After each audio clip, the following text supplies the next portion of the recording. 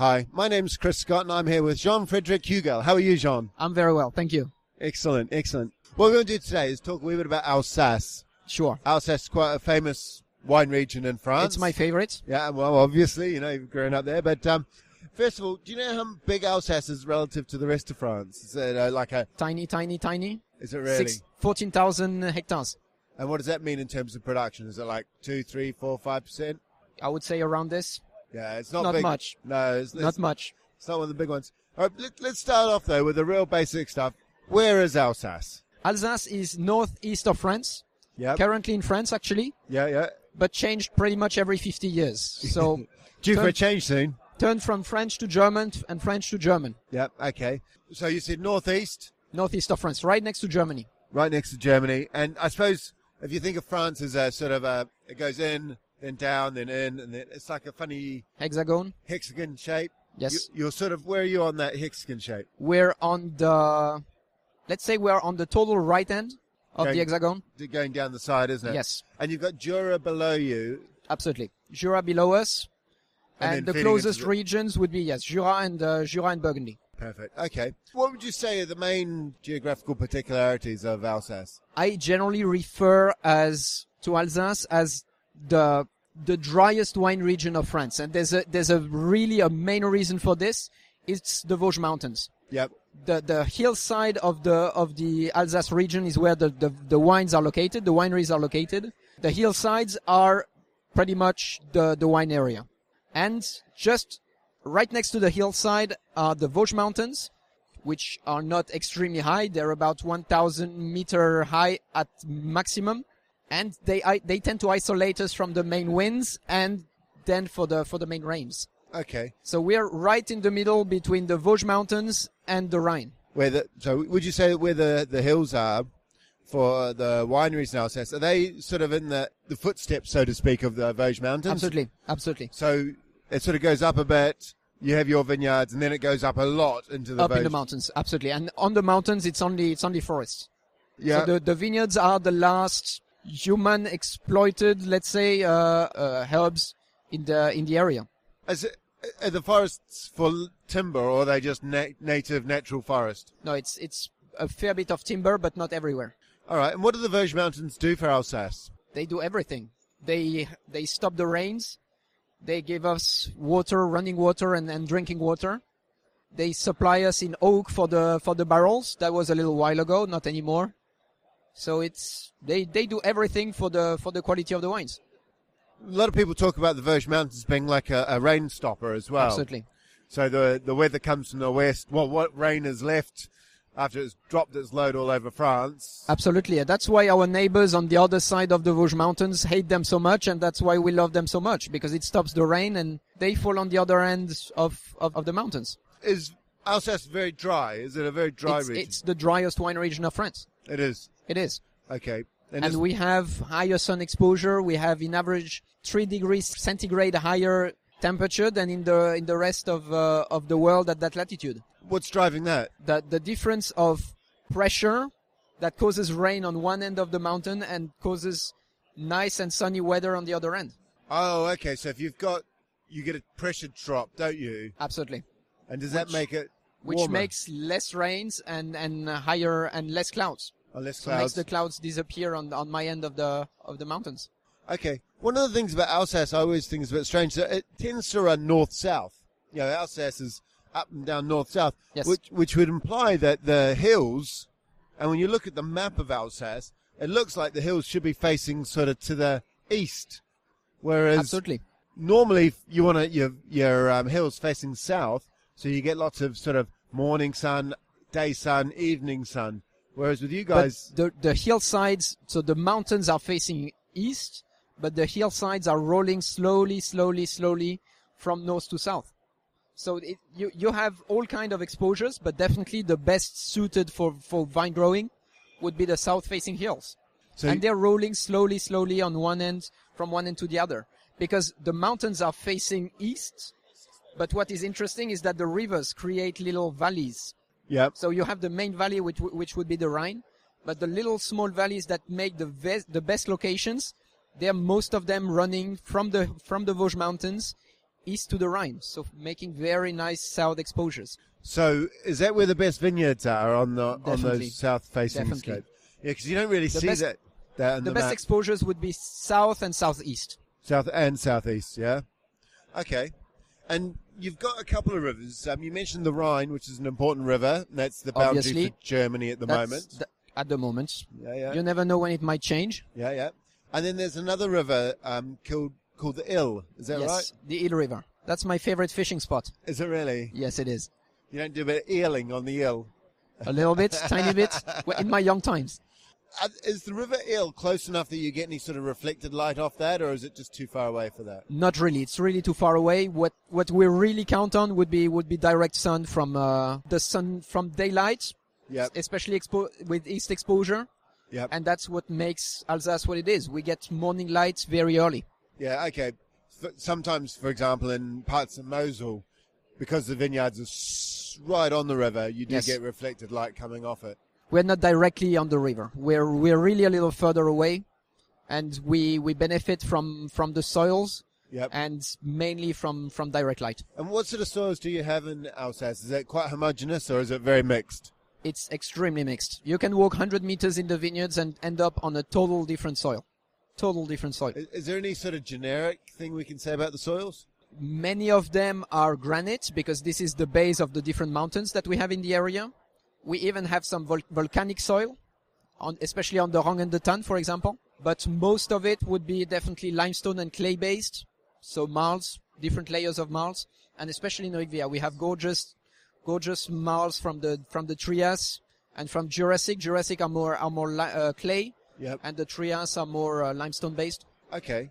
Now, one of the things about Alsace is this always seems wrong because I always think of north to south as north being high, south being Absolutely. south. You have to refer to the Rhine Valley. You have to refer to the Rhine River. Yeah. So there's two general parts of Alsace, Yes. isn't there? What are they? Haut-Rhin and Bas-Rhin. So Haut-Rhin is where I come from, but I'm right around the border with Bas-Rhin. All right, And so, Bas-Rhin is the one on the north. yeah, so normally Haute is normally like Haute-Médoc is the high Médoc. So Oran is normally the high area. It's the higher area if you refer to the Rhine. Yeah. The Rhine is going from south to north. Yep.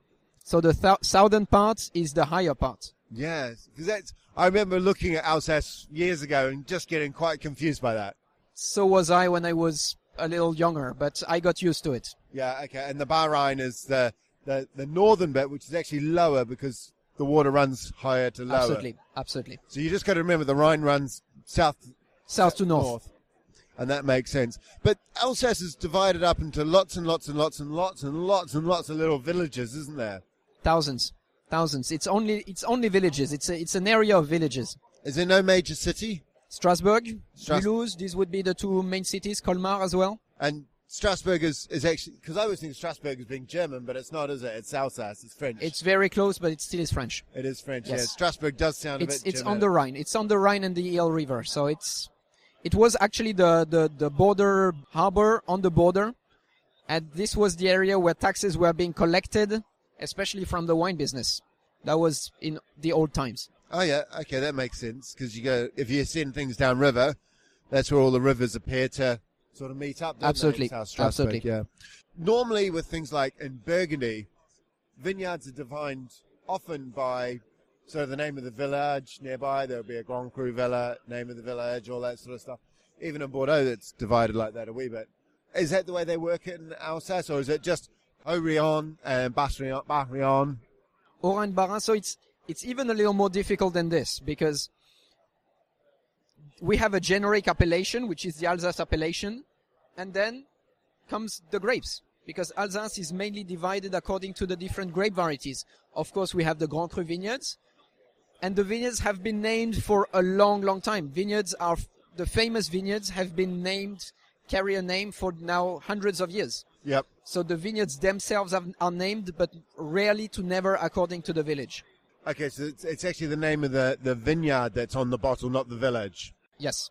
I suppose one of the things about Alsace that's a bit different to a lot of wine regions in France is that even before France got a bit modern with their labelling, it used to be illegal to write the name of the grape variety on the wine bottle in most places in France, except for Alsace. Absolutely. What was the reason for that? The reason for that was that we have a more German-inspired type of grape. So we have grapes that were grown nowhere else, and the blends were slowly reducing. And we had definitely a more modern approach, in my opinion, because the main markets for our wines were the Anglo-Saxon markets, where single grapes were really starting to perform very well. Alsace, the whole system of Alsace has been designed pretty much after the Second World War, so we were able to start from scratch. See, I always think of it, and I might be wrong here, but if you buy a Riesling, you know that you get what to expect. Of course. If you buy a Gewürztraminer, that can be a completely different beast. It's a total different animal. And to just have not put the name of the grape on the bottle would mean that no one would ever know what they're getting. Whereas you buy a Bordeaux, might have a bit more Merlot in it than Cab Sauv, or a bit more Cab Sauv than Merlot, but it's still a Bordeaux-y style of wine. And you trust the chateau. You trust the chateau. You buy a chateau much more than you buy Saint-Julien or Saint-Emilion. Well, sometimes. Often. You think it was more of a marketing decision? Yes, of course. Bordeaux is all about brands, and Burgundy has 2 grapes, one red, one white. Yep. Alsace has 7 different grapes, plus thousands of terroirs and different soils. So it's a challenging piece. So putting the grape variety on there's been something that's been happening for 50, 60 years now. What are the key grape varieties in Alsace? I should start with the 4 noble. The 4 noble grape varieties, which are Riesling, obviously, Gewürztraminer, Pinot Gris, and Muscat. And then the others, Pinot Blanc, Pinot Noir, which is the only red grape grown in the area, Sylvaner, and then you have the others. You find a little bit of Chasselas, you find the Auxerrois, the Clévener. So Auxerrois is quite. We have 7 grapes, only talking about the most famous and the most widely accepted. What would I typically expect an Alsace Riesling to taste like? Dry, mineral, elegant. I'm really biased. It's my favorite grape, my personal favorite grape. Are they always dry? If you taste an average Alsace Riesling, you're going most likely to have a dry wine. Then, of course, there is Vendange Tardive. There are some Sélection Grenoble, which are extremely sweet wines. But any random Riesling, you have a very high chance of having a dry Riesling. Do they write on the bottle Vendange Tardive? Yes. They do? Yes. And if it says that, because Alsace, that's sort of like a late harvest, but late harvest could be dry or sweet, couldn't it? Could be, but at the level required for Vendange Tardive, you are most likely to 100% certain to find a really gorgeous sweet wine in your bottle. Okay. And Sélection Grenoble, that would be the French equivalent of a Beerenauslese or Trockenbeerenauslese from Germany. So always going to be sweet. So 100% botrytized grapes and sweet wine. So if I bought an Alsace Riesling, as long as it didn't say Vendange Tardive or Sélection Grenoble, it'll be dry, but if it says that, it'll be sweet. Yes, absolutely. Perfect. All right, Gewürztraminer is another big grape variety from Alsace. Again, the only place in France that I know that grows this Muscat-style grape variety. Well, and Alsace is probably, as Riesling is one of the most planted white grapes in the world, Gewürztraminer is probably one of the least planted, and Alsace great specialty. What would you say about Alsace Gewürztraminer? It has spices like no other Gewürztraminer in the world. Okay. It's probably the area where the fragrant and the aromatics of Gewürztraminer express the best. We have long growing seasons, we have dry climates, and at the same time we can get 100% ripeness on the grapes. What sort of spices are we talking about? Well, we're talking about ginger, we're talking about anise and cinnamon, so we're talking about those gorgeous sweet spices. Cardamom. Oh, yeah. And usually you'd expect the alcohol with Gewürz to be quite high anyway. Yes, very often. It's a grape which ripens very fast, so you'll easily end up with a wine with a high alcohol or high residual sugar. Yeah. And normally the acidity I find with Gewürz is quite low, whereas... It's always a little tricky to keep a Gewürz with high acid balance, yes. You have to pick a little early. Something like a Riesling, it's just... Riesling exudes acidity, you know. Riesling is balanced by nature. When you pick Riesling, you wait for ripeness. When you pick Gewürz, you keep a very close eye on the acid levels. Yeah, exactly. And if they drop, you pick immediately. One of the grape varieties I really enjoyed recently was I was in Baden, which is just over the road from Alsace. Yes. Really, it's Baden's it must be on the other side of the Rhine River, is it? It's exactly on the other side. Yeah. A little further north, Baden would be, yes. Baden-Württemberg, it's right there on the other side. One of the wines was a Grauburgunder or Pinot Gris. Pinot Gris, absolutely. Same thing. I really liked that style. It was quite different to maybe the Pinot Grigio you might expect from Italy. Absolutely. Pinot Gris from Alsace tends to be a bit more textured. Do you want to just describe a bit more what a Alsace Pinot Gris or you very often have this flinty, peachy character, this yellow fruit, stone fruit character, and very often the best way to enjoy a Pinot Gris would be after 5, 6, 10 years of aging, when it starts to be a little more smoky, a little more flinty, have this mushroomy, soily character. That's when a Pinot Gris is ready to drink. Oh, so you do get a bit of mushroomy aging characteristics. Oh, yes.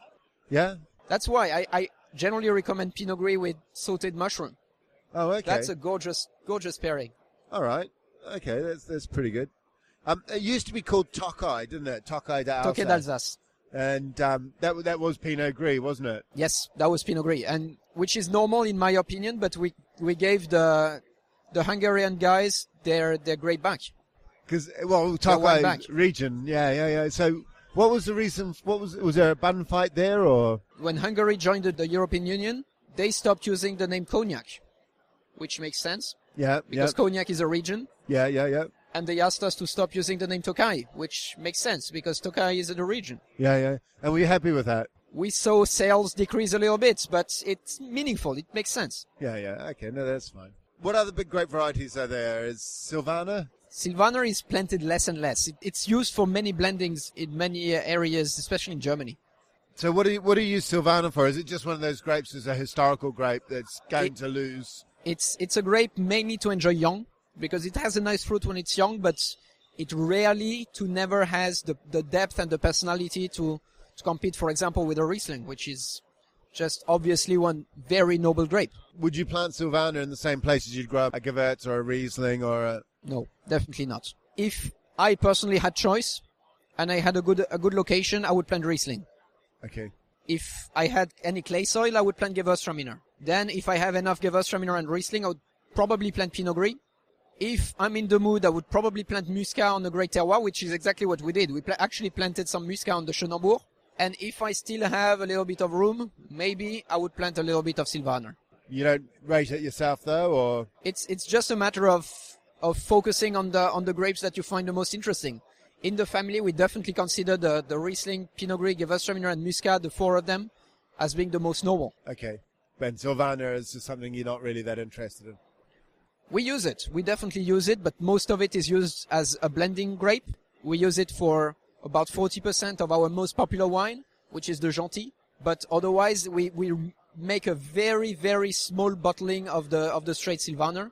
It's a gorgeous wine, once again, to drink young, but once the wine, it's probably one of the only Alsace grape that has an expiration date. Okay. You know, a bottle of Riesling can age for 100 years.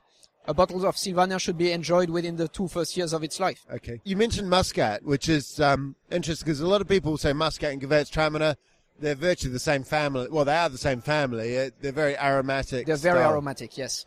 Probably Muscat is a little more floral than Gewürztraminer. Gewürztraminer is probably more fruit and spices oriented. And what's interesting with Muscat is that in Alsace, it's mainly vinified completely dry. Always dry. Always dry. Yep. So very nice. It's actually a very nice wine for asparagus. The season is just finishing, but white asparagus, which is very popular in Alsace, that's my go-to wine when it comes to pairing with asparagus. But it's not very widely planted though, is it?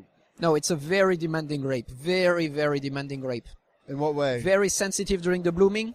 Yep. You can lose half of your crop just in a week of rain during the blooming. That's coulure or hidden. Do you Coulure. get a lot of hidden It's chicken? extremely sensitive to coulure.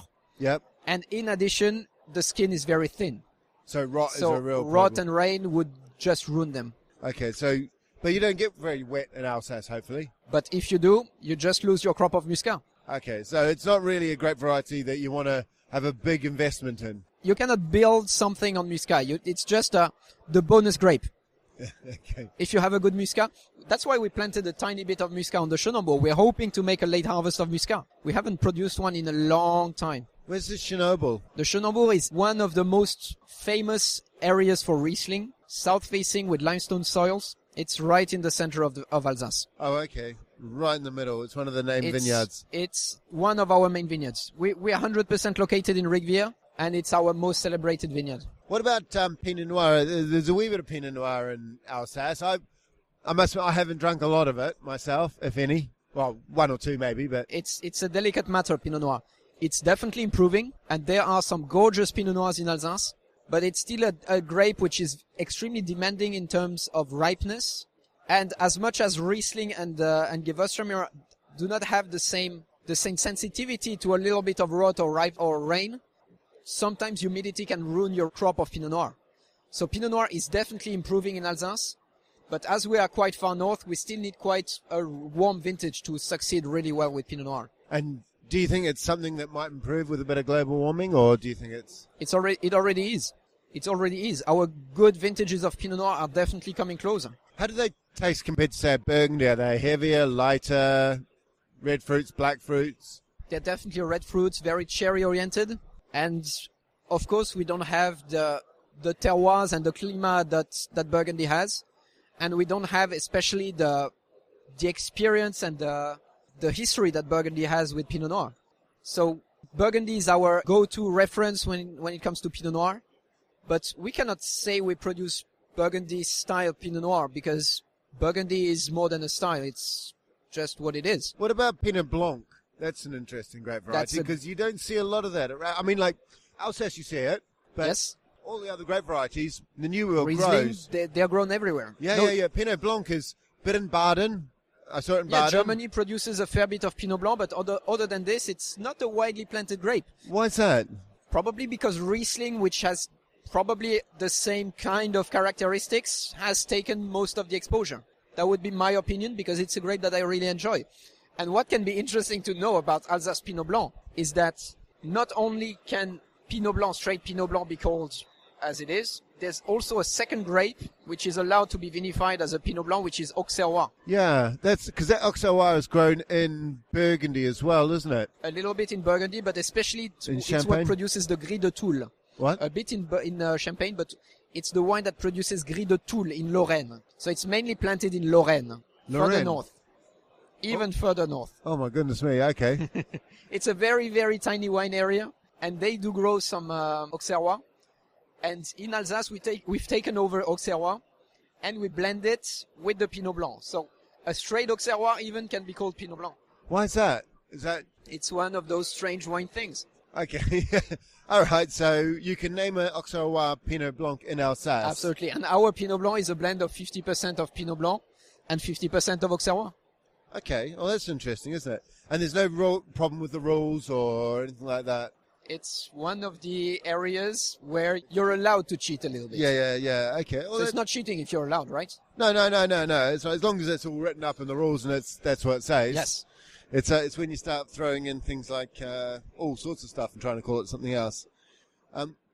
In terms of style, Pinot Blanc to me, when I've had it, it's mainly been like I've had it from Baden. It always reminds me of sort of yellow pears and that sort of thing. Is that similar sort of thing in Alsace? Alsace is probably Pinot Blanc is vinified with a little more purity. We have a big tradition in Alsace of vinifying our wines without any addition of oak. There's no oak influence at all. I know the Germans like a tiny bit of oak influence on their Pinot Blanc. Many of the producers do produce a Pinot Blanc very often in the first cask that they use. The first time they use a cask, they often use it for Pinot Blanc. Oh, okay. And in Alsace, it's either stainless or completely neutral oak. Okay. So also much more reductive winemaking and less oxidation during the process. All right. Lovely. And just to finish up with, I just wanted to cover those two sweet wines. We've talked about them on and off already. Yes. But I just wanted in my own head, because I struggle with it, German Auslese, Trockenbeeren Auslese, all that sort of stuff. I've got that down pat. Yes. And Alsace, because you've got different names, it seems to be a bit more tricky for me. Do you want to go through the two Sure. naming conventions? Sure. So vendange tardive, which literally means late harvest, are grapes harvested later, as the name can tell, and they're harvested with